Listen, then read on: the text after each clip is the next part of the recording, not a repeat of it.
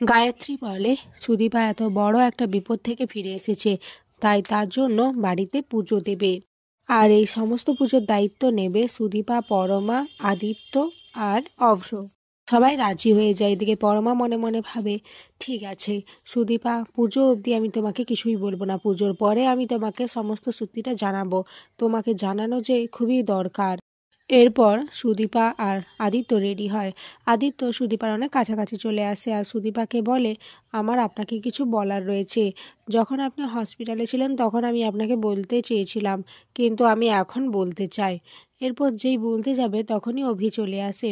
অভি এসে আদিত্যকে বলে, আরে সরি সরি সরি, চলে এলাম তোদের মুমেন্টে। কি করব বল, দরজাটা তো বন্ধ করে রাখবি তাই না? আর হ্যাঁ শোন, মা কিন্তু নিচে ডাকছে, ছোটদা ভাই বেশি দেরি করিস না, তখন কিন্তু মা চলে আসবে, আমি আর আসবো না। এরপর আদিত্য আবারও সুদীপাকে বলতে যায়। তখনই সুদীপা আদিত্যর মুখে হাত রেখে দেয় আর বলে, থাক এখন বলার দরকার নেই, পুজোর পরে আপনি বলবেন। অপরদিকে পরমাও রেডি হয় আর অভ্র পরমার দিকে চেয়ে থাকে। পরমা কুচি ধরে দেয় অভ্র। পরমারও খুব ভালো লাগে। অভ্র মনে মনে পরমাকে নিয়ে কল্পনা করতে থাকে। এরপর পুজোর সমস্ত কাজবাজ পরমা, আদিত্য, সুদীপা আর অভ্র করে। পরমা খুব সুন্দরভাবে আলপনা দেয়। গায়ত্রী বলে, সত্যি পরমা, তোমার হাতের কাজ সত্যি অসাধারণ, খুব সুন্দর তুমি ডেকোরেশন করেছো, আর আলপনাটাও খুব সুন্দরই তুমি দিয়েছো। এরপর পুজো শুরু হয়ে যায়। আদিত্য, পরমা আর সুদীপা, অভ্র সবাই মিলে গান করে। এরই মধ্যে ইন্দিরা দেখে ভোগের সিন্নিতে ছাই পড়ে গেছে। অভ্রা বলে, এগুলো তো হয়েই থাকে, পুজোর সময় পড়ে যেতেই পারে, এত বিচলিত হওয়ার কিছু নেই। কিন্তু ইন্দিরা বলে, না না, আমার মনটা কিছুতেই মানছে না, আমার মনে হচ্ছে আবারও কোনো নতুন বিপদ আমাদের পরিবারের দিকে আসছে।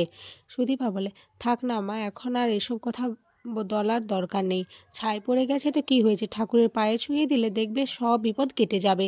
এরপর সুদীপা ঠাকুরের ভোগের সিন্নি ঠাকুরের পায়ে ছোঁয়াতে যায়। তখনই অনি চলে আসে। অনেকে ওরকমভাবে দেখে সুদীপা অনির কাছে গিয়ে বলে, কি অনিদা, তুমি এত দেরিতে এলে?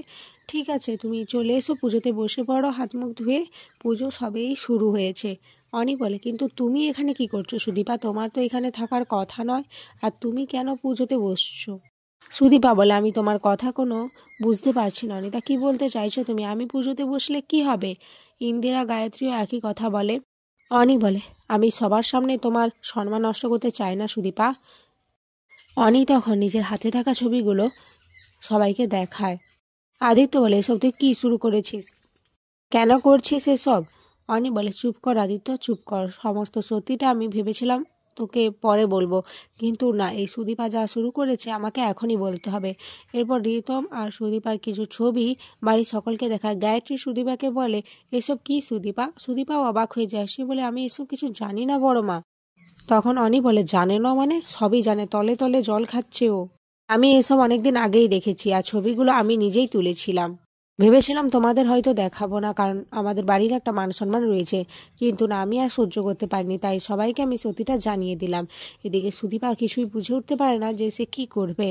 আর অনি একভাবে সুদীপাকে অপমান করতে থাকে। আর এখানে আজকের পর্ব শেষ হয়ে যায়।